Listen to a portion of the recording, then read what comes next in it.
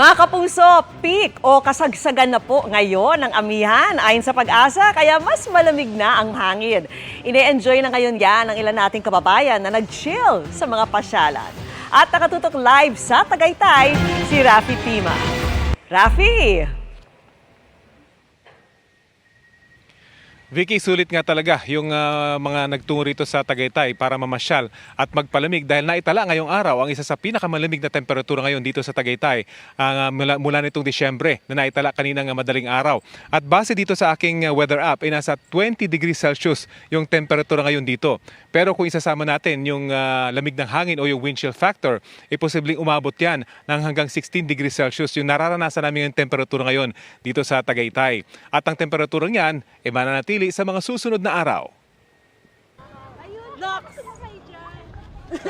Galing pa ng Olongapo Zambales ng pamilyang ito na inabutan namin namamasyal sa Picnic Grove dito sa Tagaytay.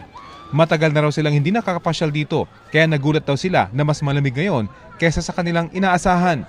Surprise nga talaga kami kasi nung last time narito kami, ano pa noon, peak pa ng lamig noon ng 2003 pero hindi ganito kalamig. Tsaka sa dami ng tao, maano mo na talagang alam na nila na ito yung papasyalan na lugar eh.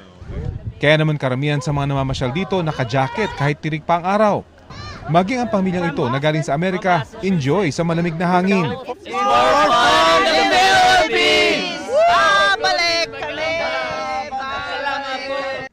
Base sa automated weather station ng Pag-asa dito sa Tagaytay, umabot sa 18 degrees Celsius ang temperatura kaninang madaling araw. Kaya ang pamilyang ito nakararating lang mula sa Cebu at ngayon lang nakapasyal ng Tagaytay, nagulat sa lamig ng klima. Sobra, parang may aircon po. Parang aircon po all the way. Pero hindi nyo ba nabalitaan na talagang malamig or... Alam po namin na malamig, pero hindi namin expect na ganito pala kalamig talaga. A new experience po kasi sa Cebu more on beaches, dito naman pabundok. Maging si Mang Rudy, na 30 taon nang nagtitinda rito, ramdam ang mas malamig na temperatura. Mas malamig ngayon sir, itong January na to kaysa nung nakaraang buwan. Ano yung balik jacket ulit kayo? Oo, talagang paghapon, doble pa dapat. Dobleng jacket. Sa ganito kalamig na panahon, bukod sa jacket, kape ang panlaban ng dalawang ito na nag-joyride paakyat ng Tagaytay. Enjoy talaga ang kape kapag malamig. Matinding lamig din ang naranasan sa Atok Benguet. Kitang-kita yan sa pamumuti ng ilang pananim dahil sa andap o frost. Malapit na raw sanang anihin ng mga repolyong nabalot ng yelo. Pero may diskarte na raw dyan ang ilang magsasaka para hindi ito masira, gaya ng pag-i-spray ng tubig.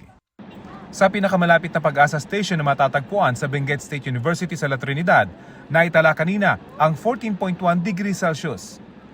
Pero kung lamig ng panahon lang din ang usapan, syempre, nangunguna rin sa listahan ng Baguio City. Ngayong araw, bumagsak sa 12.2 degrees Celsius ang temperatura roon kaninang alas 6:30 ng umaga, pinakamababa sa lungsod ngayong amihan season. Pero alam niyo bang kalahati ng numerong yan ang pinakamalamig sa ating kasaysayan? January 18, 1961, nang maitala ng Pag-asa ang tagos sa butong lamig na 6.3 degrees Celsius. Bukod sa malamig na simoy ng hangin, halos mag-zero visibility rin sa Lawag City, Ilocos Norte dahil sa kapal ng hamog kaninang umaga. Kahit unti-unti nang sumisilip ang araw, tanaw pa rin ang hamog sa paligid ng mga sakahan. Naitala sa Lawag ang 17.2 degrees Celsius. Malamig na umaga rin ang gumising sa mga taga Basco Batanes sa 15 degrees Celsius. Tanay Rizal sa 17.9 degrees Celsius at 18.6 degrees Celsius sa Tuguegarao City. Patapos na ang Enero pero sabi ng Pag-asa, pwede pang maghanap ng kayakap. Pwede pang masulit ang lamig ng amihan hanggang Pebrero o buwan ng mga puso.